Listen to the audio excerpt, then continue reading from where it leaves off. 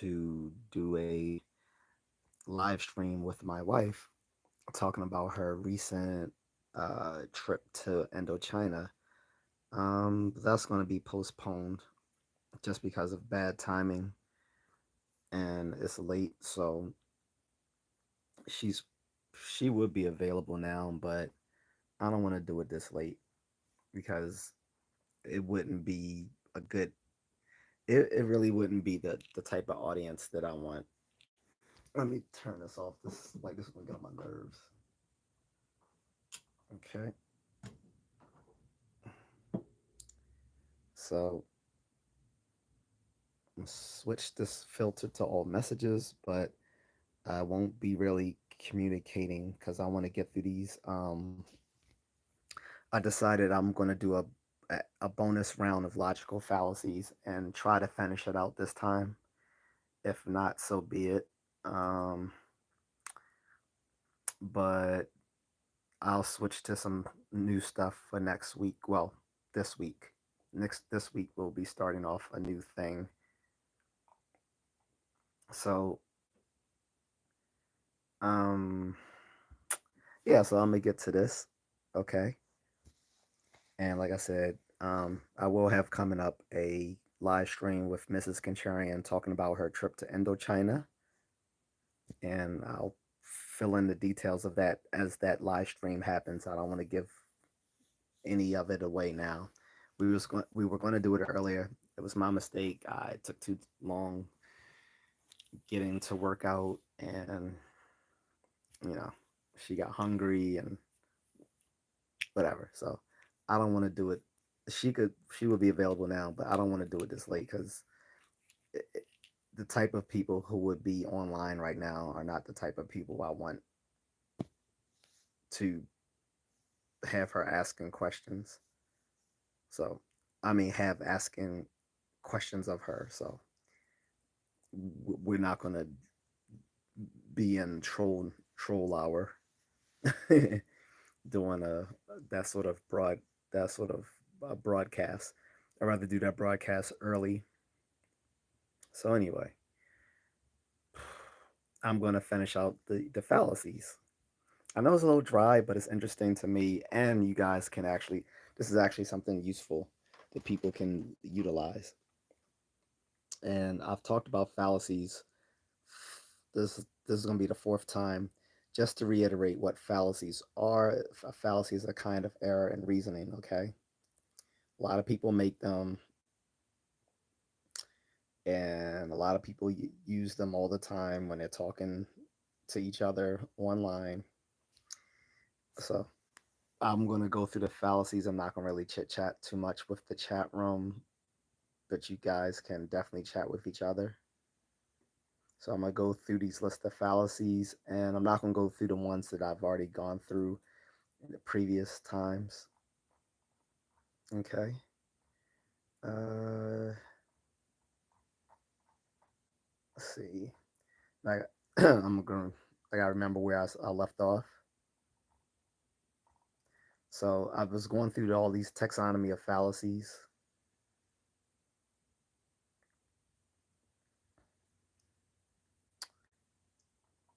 So let me reiterate some stuff that I said in the past streams.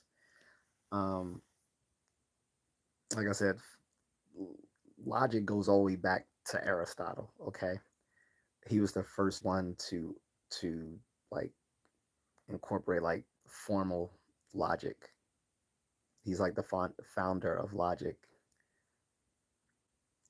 in its in its at least in this formal sense.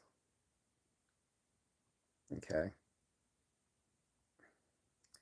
and if people can't do nothing but troll, I'm just gonna switch this stream to subscriber only. That way, only subscribers can leave comments.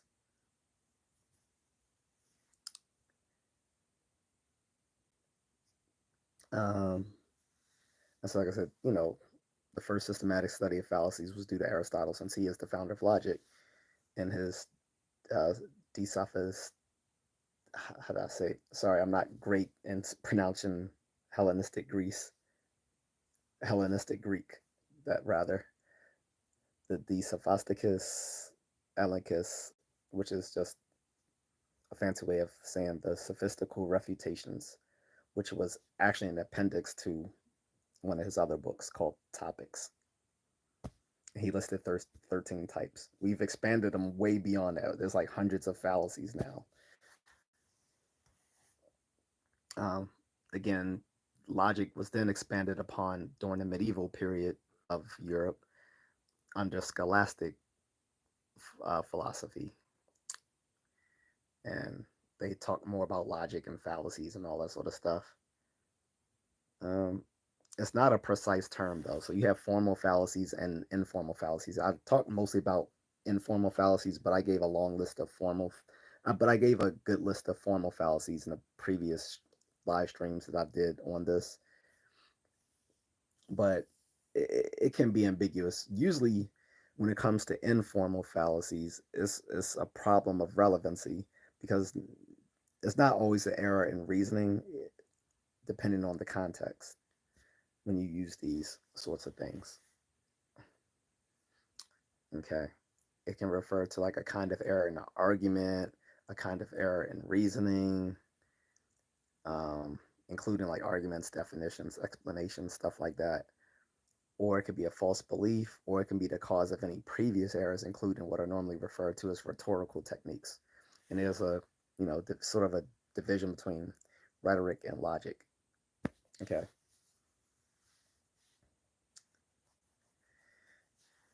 Um, like I said, I'm going through this taxonomy of informal fallacies, and I gave a listing of formal fallacies as well. Um, but again, fallacies are basically an error in reasoning. That's the most general sense, because other than that, there are some people who disagree on how to precisely define the term. But you know a fallacy when you hear one, or at least as you get more training in these sorts of things. All right.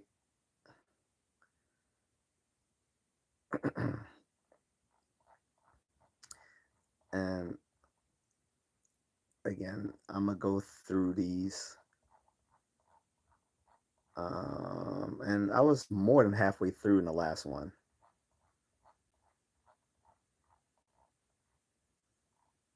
What's up, Carlton Way? What's going on, brother?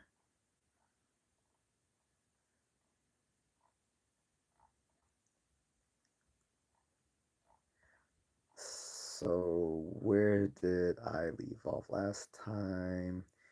I believe I left off with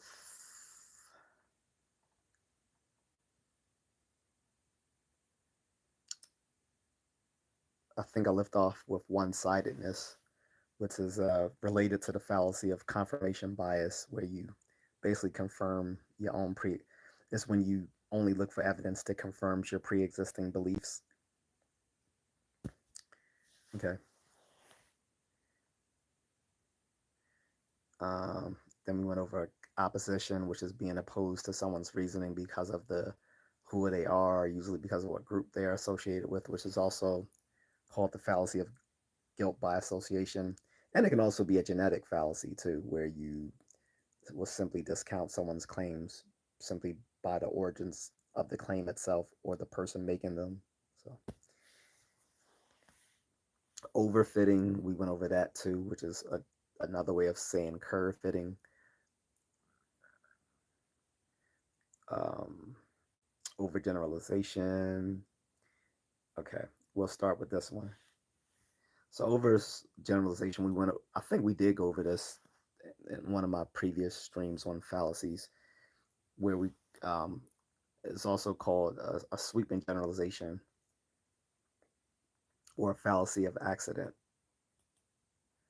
A fallacy of accident is when we often arrive at a generalization, but you don't or can't list all the exceptions. So when we then reason with the generalization, if it's as if it's no exception, like our reasoning contains the fallacy of accident. And this is why it's also called a sweeping generalization.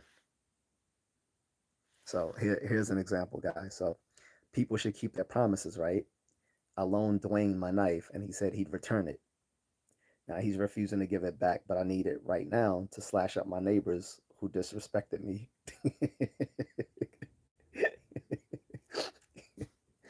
So people should keep their promises, but there are exceptions to this generalization, as in the case of the psychopath who wants Dwayne to keep his promise to return the knife. Don't return the knife, Dwayne. Okay. Uh, that's a funny one. And if you guys want more information on where I'm getting this stuff, I'm using the Internet Encyclopedia Philosophy, so you can utilize that if you like. Also, let me put on some lo-fi music if to get things kind of swaggy. I guarantee I'm not Spanish. That's just a Spanish YouTube commercial about avocados. I do not like avocados, guys. I know that's completely random, but I don't. I've made my own homemade what's the green stuff that did you make from avocados? I forgot. Did you put on your tacos and all that? I've made that like when I used to work at this place in college. Not work, well, I volunteered there. Um, Guacamole, yeah, thank you. We made our own guacamole at this it's like this what do you call it? Like a restaurant, but we all are bosses. Like everyone's a boss. It's like this communist thing. I forgot what you call it, but I think every college has one of these, like big college where you have all these little leftists working, and they make a lot of vegan and vegetarian foods and stuff. How are you, Amanda? So I used to work there. We made all our stuff there, and that was the first time I actually had guacamole, and it was good, but it was like freshly made, so it was pretty good. So anyway, I'm gonna get back to the to the logical fallacies. That was just a little quick aside. Let me turn this down a little bit so I don't get copyright claimed. All right, back to the next one. So syllogistic fallacies. So these are formal fallacies that I've gone over every time I've done this talk. But just I want to reiterate this stuff for people who just turned in for the first time and didn't see the previous ones. So syllogistic fallacies are kinds of invalid categorical syllogisms. Um, this list contains like the fallacy of the undistributed middle, which I've talked about in previous streams, the fallacy of four terms, which I talked about in previous streams, and a few others, though there are a great many such formal fallacies because there's several different sorts of syllogistic arguments. So with each type of syllogistic argument, I think there's like an accompanying type of syllogistic fallacy that goes along with it. Okay. Um, but these categorical syllogisms um, are, wait, do I want to go over categorical syllogisms?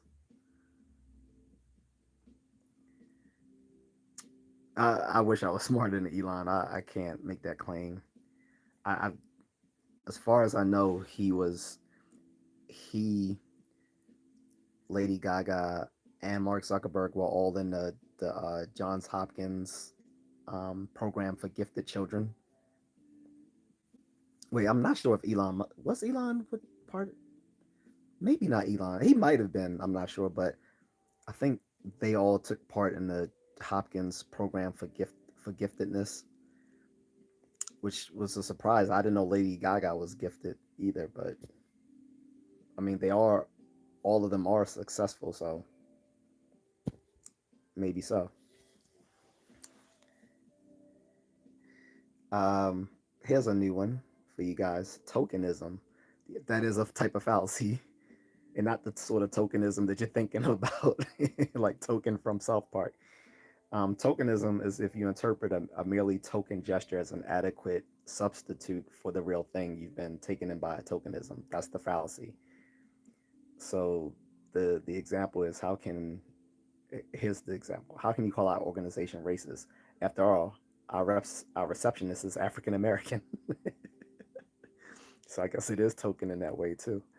It says so if you accept this line of reasoning, you have been taken in by tokenism. Yeah, traditional wisdom. I've talked about this each single time. I don't mind going over it just because it's used in so much pseudoscience and new age ideology, and like, and it's used in martial arts. By the way, I'm going to do a whole live stream this week on. So I have a whole category, guys. If you go into my YouTube channel, I have several different categories of which you can check out stuff. My major one is nerdy stuff, okay, because that's my favorite thing. Then I have two things on martial arts because I love martial arts, and eventually I probably will do a separate channel just for martial arts. One is martial arts training with me either discussing martial arts training or showing some footage of myself training with people. Okay. Then the other martial arts one's called martial arts myths. I've done a bunch of those, and this week I'm going to do a live stream where I kind of talk about all those martial arts myths combined. And I'm basically just gonna go over the fact that a lot of martial arts history is bull. Okay, so that's gonna be this week, either tomorrow or the next day. I'm gonna do that one. Okay. Um, well, not tomorrow, or later today. I'm gonna go over why a lot of martial arts history is BS. So I love martial arts, but I'm very pragmatic, and I think a lot of us were misinformed for, by decades of reading things like Black Belt magazine, where they would just publish anything that a liar would say just so they could promote themselves in their martial arts. People like George Dillman, who's like George Dillman is now like considered the godfather of martial arts fraud and a con artist. And Black Belt made him a Hall of Famer like at least twice. And Black Belt magazine has been like the preeminent publication for martial artists since the I'm gonna say since the '60s. So I'm gonna look out for that this week. But getting back to that, a lot of martial arts bunk is due to the appeal to traditional wisdom, which is a fallacy. So if you say or imply that a practice must be okay today simply because it has been apparently wise practice in the past, then your reasoning contains the fallacy of traditional wisdom. Procedures like martial arts that are being practiced and that have a tradition of being practiced might or might not be able to be given a good justification, but merely saying that they have been practiced in the past is not always good enough, in which case the fallacy is present. So it's also called the argumentum consensus gentium when that traditional wisdom is that of nations. So here's an example. Of course, we should buy IBM computers whenever we need new computers. We have been buying IBM as far back as anyone can remember. The of course is the problem. Like the traditional wisdom of IBM being the right buy it is some reason to buy IBM next time. Being the right buy is some reason to buy the IBM computer next time, but it's not good enough reason in a climate of change in products. So the quote unquote of course indicates that the fallacy of traditional wisdom has occurred. The fallacy is essentially the same as the fallacies of appeal to common practice, gallery, masses, mob, past practice, people, peers, and popularity. They're all they're all they're basically all the same fallacy, just different subtypes of it. The two coque. Oh, I like this one. It's a version of the ad hominem guys, which I've mentioned before. So the two coque, the fallacy of the two coque occurs in our reasoning if we conclude that someone's argument not to perform some act must be faulty uh, because the arguer himself or herself has performed it. Similarly, when we point out that the arguer doesn't practice what he or she preaches, and then suppose that there must be an error in the preaching for only this reason, then we are reasoning fallaciously and creating a tu quoque. This is also called the ad hominem circumstantial fallacy. Like this is it's a weird personal attack. So instead of just the regular personal attack is just like, why would I listen to you? You're stupid. Like that's a regular personal attack. But this one is like, well, let me give an example. All right, so look who's talking. You say I shouldn't become an alcoholic because it will hurt me and my family. Yet you yourself are an alcoholic, so your argument can't be worth listening to. That's it's stupid. It's like the dumber version of a personal attack. Like if you didn't think personal attacks could get any dumber, this is the dumber version of it. And again, how many times have we seen this in some sort of flaming war? Going down the comment section in Facebook or Instagram or here on YouTube, and you hear you, you read these arguments, and it delves into something like this. So, discovering that a speaker is a hypocrite is a reason to be suspicious of the speaker's reasoning, but it's not a sufficient reason to discount it. Like, just because someone's a hypocrite doesn't mean they're wrong. And again, we encounter this in politics all the time, right? Just because a politician is a hypocrite doesn't mean they're wrong. That doesn't necessarily mean they're wrong. And you might be wrong that they're a hypocrite, but even if they are, that doesn't necessarily mean they're wrong, right? Oh, here's a good one. Two wrongs do not make a right. So when you defend your wrong action as being right because someone previously has acted wrongly, you are using a fallacy called two wrongs do not make a right. This is a special type of ad hominem fallacy. So this is another ad hominem. So here's one, guys.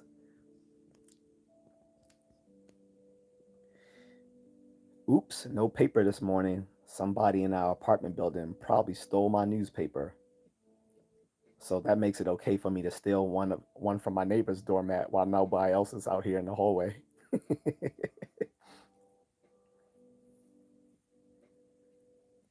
I don't know if this is directly related, but it reminds me back in school. I will never forget this. And I don't know why. Probably just because it's so funny. Because this literally happened like 24. No, I'm gonna say, mm, yeah, 24, 25 years ago. I'm walking back from campus at night, and the parking lot towards the back of the campus is locked at nighttime. You can't get through that way, so they lock the gate that gets into the parking lot. So, in order to get onto campus drive, you have to drive all the way around the other side of the university to come into to come into the campus. And at night they have guards there. You know, makes sense because we were right next to my school is right on the line where DC is, so we get a lot of hood rats coming to the campus trying to mash up the place, like my Jamaican brothers and trying to mash up the place with all the fuckery. So let me stop. But yeah, so this guy he sees that he's not supposed to drive through because it's a gate, and he decides he's going to just drive over the it wasn't the Rhode Island. I forgot what he was driving over something to get around the gate, onto the sidewalk or something like that. And what made it funny was not that he just did it, but he announced it. And I was walking a ways from him, so he must have been yelling this because my hearing is not like I have small ears, so it's not like I have super duper hearing. Dude was like, looks like I got to do something dirty. I was like, wait, what? He said that, and then he walked back into his car, drove, tried to drive around the gate by jumping the curb and driving on the sidewalk and all that sort of stuff. And as soon as he did, campus police came out. Was like, woo woo. I was like, oh shit. I just cracked up. I was like, God damn. It just made it was the funniest thing. I don't know if that's the two wrongs don't make a right because I don't think the campus was in the wrong for locking the campus after 9 p.m. I think it's like after 9 p.m. or 10 p.m. something like that on the weekdays, not on the weekends. So I don't. This is this has nothing to do with this example whatsoever. I just wanted to tell you guys that because it's one of the funniest things I've ever seen. I'm just walking randomly on campus at nighttime by myself, which is can be dangerous because, like I said, we have hood boogers coming in from DC sometimes trying to beat up and rob students. Um, but but the guy just was like, "Look like I got to do something dirty," and I'm that's literally how he said it, guys. Yes, really, this is really how he said it. He got into his car, backed up, and, and ran across the curb just to get stopped by the campus police and get a ticket and a fine. He lucky they didn't arrest him. I don't know if they have arresting. No, actually, yeah, they do. Campus police are deputized by the state of Maryland, so they can arrest you. But he was lucky. He could have got arrested for that. I think they just gave him a ticket and whatever. So anyway,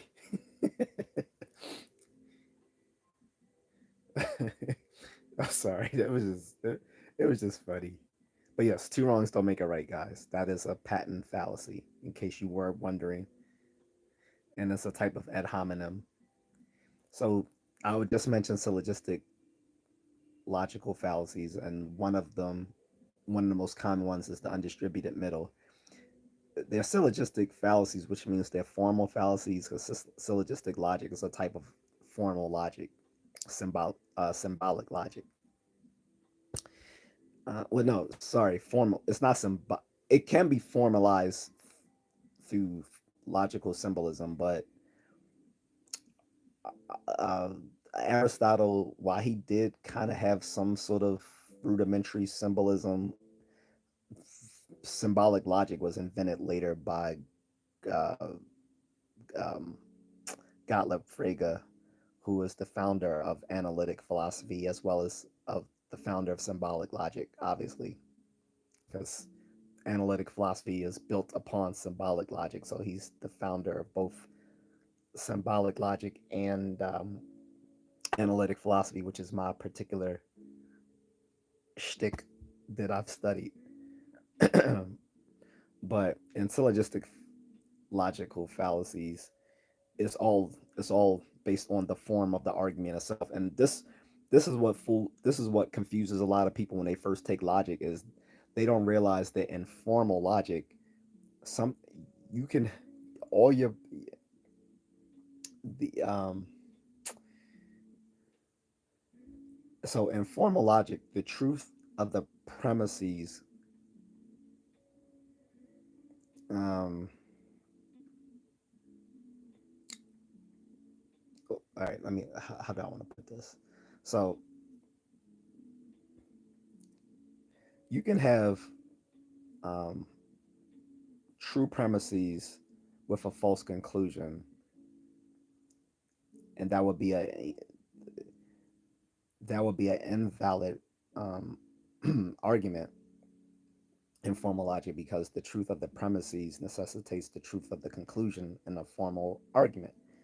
However, there are many forms of valid arguments. You can have a, a argument where all the premises are true and the conclusion is true. That's not just sound. I mean, that's not just a valid argument. It's called a sound argument. A sound argument is where the premises are true and the conclusion is true. But a lot of people don't know that you can also have a valid argument where the premises are false and the conclusion is false. And you can have an argument where some of the premises are true, some of them are false, and the conclusion is either true or false. And you can have a valid argument where the premises are false and the conclusion is true. But what you cannot have, and what is always invalid, at least under a theoretic model interpretation, is that you cannot have true premises leading to a false conclusion because the truth of the premises necessitates the truth of the conclusion. That is an invalid argument. But a lot of people are confused that you can have false premises with a true conclusion, and that's still a valid argument because the argument because the because in a formal logic is all about the form of the argument itself, not the content, not the semantics of the argument. So we're just talking about the pure syntax. So this confused a lot of people. This is why usually most teachers start off with syllogistic logic because it's simpler to understand. So here's an example of an argument where all the premises are true and the conclusion is true.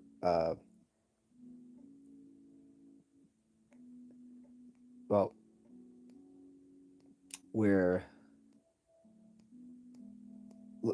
I'll just give you the example, and I did this last time, but you're gonna be like, "Wait, that's a good argument." I'm like, "No, it's not. It's an invalid argument." You'll see. So all collies are animals.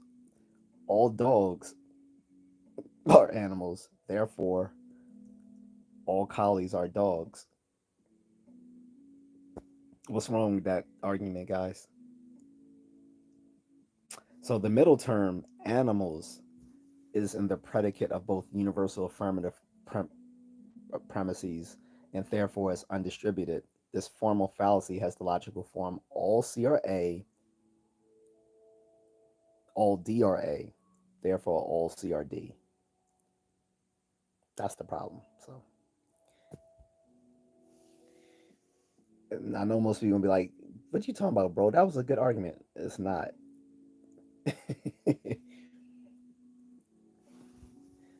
Again, you're failing to distribute the middle term over at least one of the other terms in the syllogism. All right. So anyway, I discussed that last time. I just wanted to go over that again because it shows how formal logic can get a lot of people confused, which is the difference between formal arguments and informal arguments. If that was an informal argument, that would be fine. That would be a reasonable argument. So, unfalsifiability, yes, good one. Something that's very important in science as well.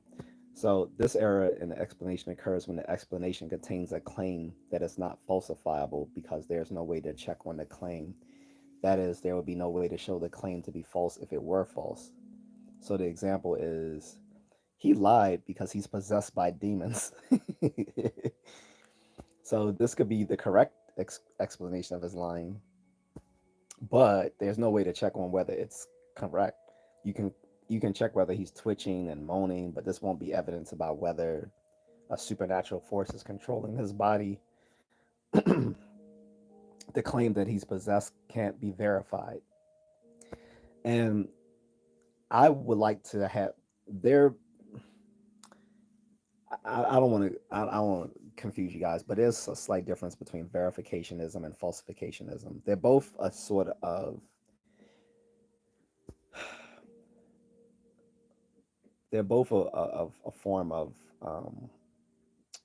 testing claims, but they're not exactly the same. But for this, I'm not going to get into the different. I'm not going to make a strong distinction between falsifiability and verifiability, but they are slightly different. Anyway, the claim that he's possessed can't be verified if it's true, and if it can't be falsified if it's false.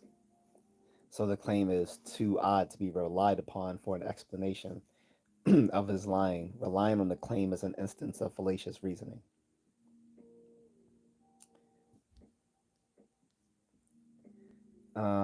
The unrepresentative generalization. Kind of, we went over this before, but we'll do it again. Unrepresentative generalization is so. Here's an example of that. Okay, if the plants on my plate are not representative of all plants, then the following generalization should not be trusted. Each plant on my plate is edible, so all plants are edible.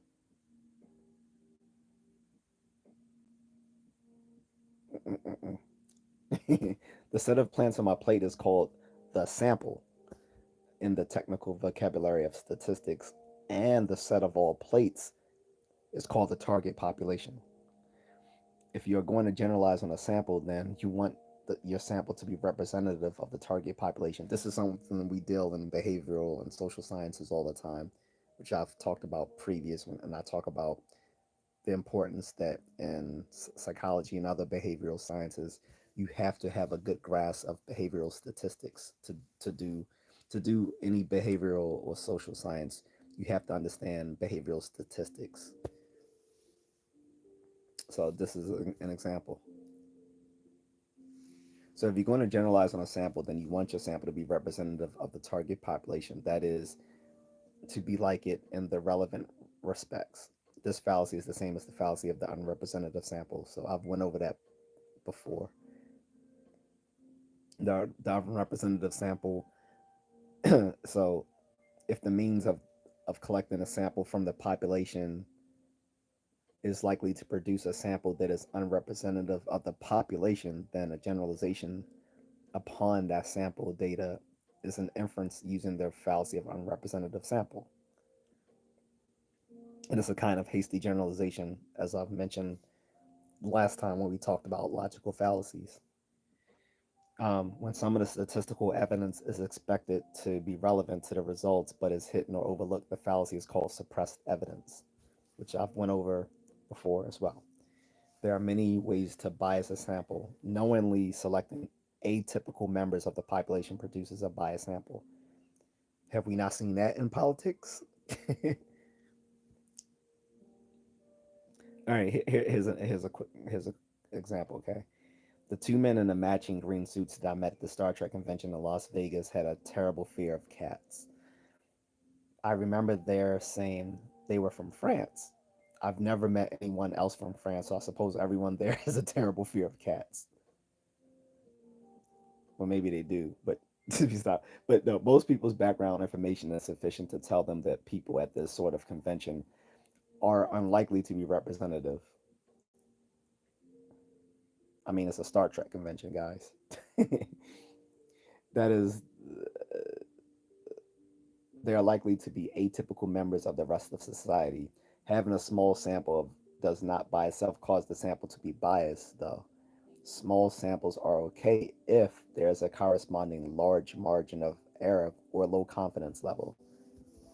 That I don't want to get into all that statistical stuff tonight. Large samples can be unrepresentative too. So here's an example. We've polled over 400,000 Southern Baptists and asked them whether the best religion in the world is Southern Baptists. We have over 99% agreement, which proves our point about which religion is best. Getting the larger sample size does not overcome sampling bias. It helps, but it doesn't overcome it. So untestability is the same thing as talking about unfalsifiability. But like I said, falsifiability and verifiability are two different criterions of testability. One, so I don't want to get into this too deeply. Falsifiability, again, relies on whether a claim can, in in theory, be somehow falsified through testing. We always say in theory because obviously we expect it not to, usually if it's our pet theory or hypothesis or claim, but in it should be in theory somehow able to be falsified if you know. So if we say the dark side of the moon is made of green cheese, obviously we can test that just by sampling sampling, part um, moon moon material that comes from the other side of the moon, the dark side of the moon, and find out whether it's made of green cheese or not, right? Verifiability is a different is verifiability is used a little bit differently. It's been used as a theory of meaning before it became before excuse me, I need some water. Give me 1 second, if you don't mind.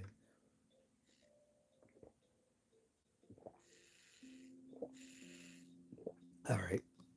So verificationism is a little bit different. It's been used as a theory of meaning, whereas falsifiability has always been sort of like a criterion for testing claims. Verificationism has also been a theory of meaning whereby philosophers and then later scientists have sought to define the meaning of a sentence or a claim by the evidence for it or against it, which is the most general way I can say it, because the verifiability um, has been has been uh, it has been rejiggered so many times, because each time they try to come up with a different um, way of talking about the of verifiability, it's always had problems. So they kept kind of tinkering with it. But more generally speaking, the verificationism is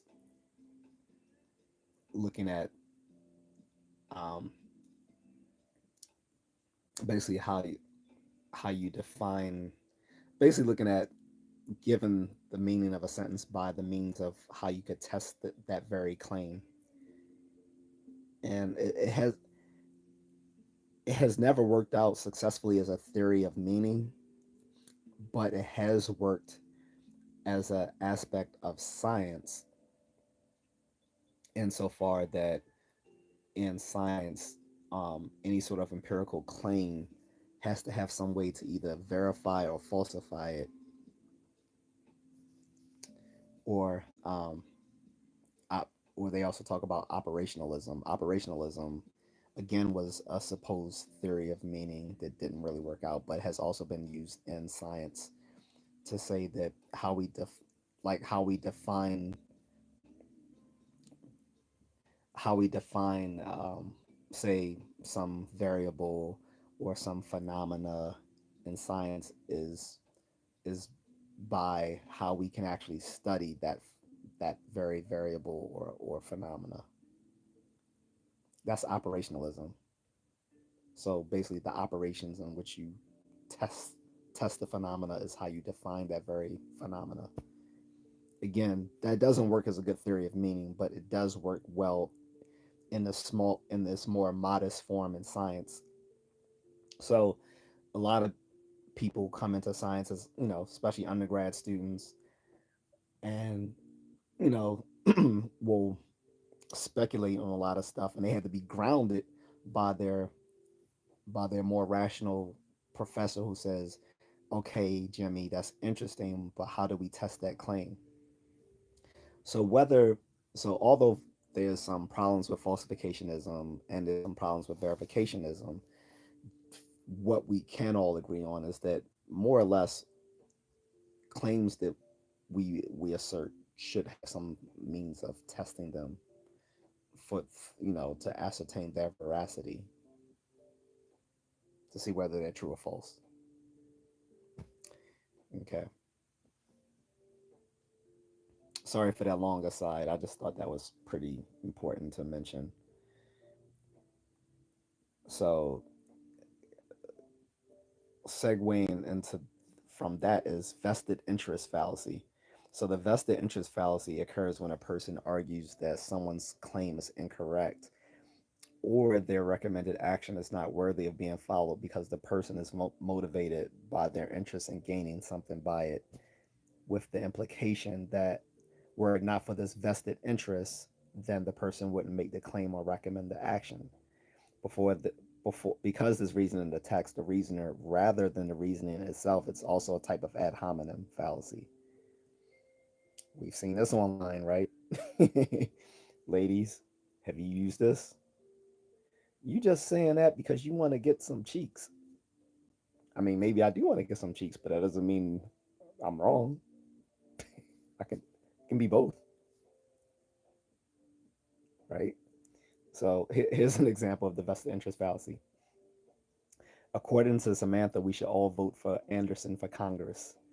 Yet she's a lobbyist in the pay of Anderson and will get a nice job in the Capitol if he's elected. So that convinces me that she is giving bad advice. This is fallacious reasoning by the speaker because whether Samantha is giving good advice about Anderson ought to depend on Anderson's qualifications, not on whether Samantha will or won't get a nice job if he's elected. We see that so much in politics. Just because someone has look, just because someone has a vested interest in something doesn't mean that what they're claiming is wrong or true. So victory by definition is the same as the fallacy of persuasive definition I went over last time. Just to briefly go over that, persuasive definition is when some people try to win their arguments by getting you to accept their faulty definition. Okay. Weak analogy is also called false analogy. I went over that many moons ago. A false analogy is just it, it's the problem is that the items in the analogy are too dissimilar, right? So when reasoning by analogy, the fallacy occurs when the analogy is irrelevant or just really weak, and when there's a more relevant type of analogy, right? Or disanalogy rather. Willed ignorance. This goes back to the appeal the appeal to traditional wisdom fallacy. So I've got my mind made up, so don't confuse me with the facts. That's a case of the traditional wisdom fallacy. Um, so here's an example of that. Of course, she's made a mistake. We've always had meat and potatoes for dinner, and our ancestors have always had meat and potatoes for dinner. And so nobody knows what they're talking about when they start saying meat and potatoes are bad for us. Eh, um, wishful thinking. A reasoner who suggests that a claim is true or false merely because he or she strongly hopes it is using the fallacy of wishful thinking. How a lot of that goes around, especially with parents. Let me stop. Let me stop. But no, so wishing something is true is not a relevant reason for claiming that it is actually true. An example is there's got to be an error here in the history book. It says Thomas Jefferson had slaves. I don't believe it. He was our best president, and a good president would never do such a thing. That would be awful. Well, I'm here to tell you that he had slaves because I am one of his I'm one I am one of his descendants. I am one of his descendants. My family still lives next. I still have family that lives next to the Monticello plantation in Charlottesville, Virginia. Like they still live right there. And like I said, I've mentioned this before in previous live streams, but like it's such a small community that like my family said if I had lived there as a child and wanted to date, like before you date someone, the parents have to meet up with each other to make sure that you're not part of the same family. Like we're not distant cousins. So that shows why that's wishful thinking. Thomas Jefferson definitely owned slaves and fucked the shit out of one in particular, as we are his descendants. My younger sister, even went on uh, um, some broadcast Oprah made a long time ago when they did a show about all his descendants. So,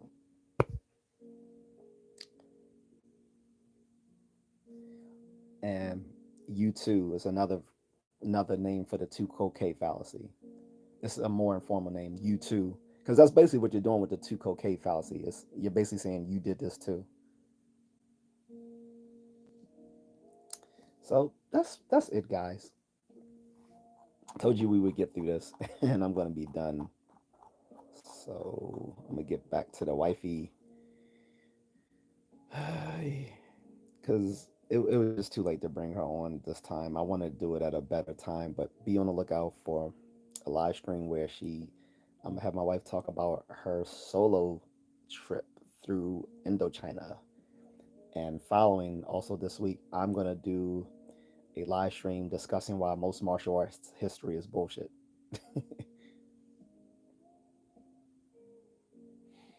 um,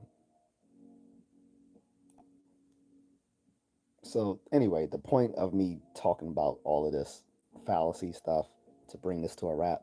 So it's commonly claimed that giving a fallacy a name and studying it will help people, identify the fallacies in the future, so that they'll steer away from using those fallacies in their own reasoning.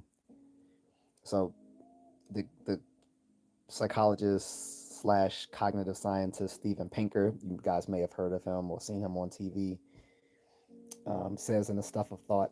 I have this book, by the way. The Stuff of Thought is a good book. I do recommend it. So he has this passage from the book.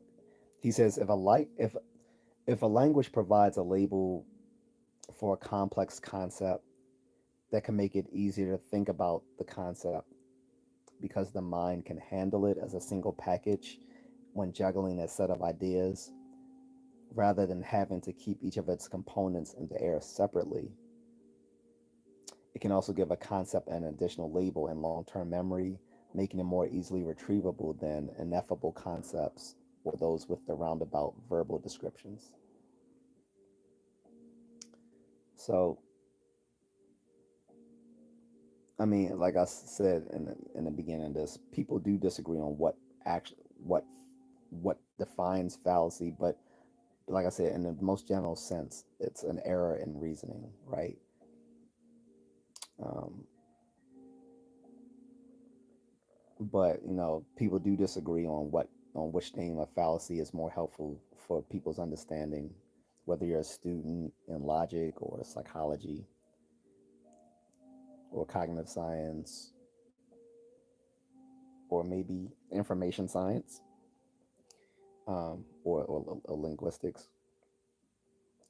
But there's some disagreement on whether naming names of fallacies will be helpful for people's understanding, whether some fallacies should be de-emphasized in favor of others, which is the best taxonomy of fallacies. I, I've, you know, I have not tried to make any strong claims on that in any of these streams. Um, and fallacy theory is criticized by some folks who teach informal reasoning for its overemphasis on poor reasoning rather than good reasoning. But I think you have to learn both. This is why, like, I believe logic should be taught split. Like, you should be taught formal symbolic logic and then informal logic, both. So some courses, what they do, it depends on the school, depends on the teacher. Some will do well, they will concentrate the bulk on formal logic and then maybe do a chapter or half the semester on informal fallacies. Or some teachers may make the class some split between two parts, of part one and part two. Like it'll be like logic 101, which is just symbolic, and then logic 102, which is informal logic. It depends, but it seems like it's most useful if you learn both in some degree. It seems more useful if you do learn both. Whether how which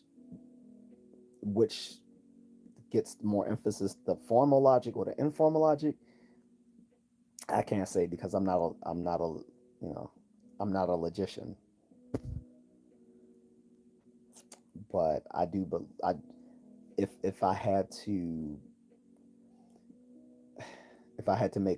make a stance on it, I would say it depends on the context. So if it's for philosophy students, I think the bulk should be placed on formal logic. If it's say for like pre-law students, um, or people in communications, then I would say the bulk should be on informal logic. If it's for like say like people in psychology or behavioral sciences, I would say on informal logic. But there should still be some sort of foundation on the symbolic logic.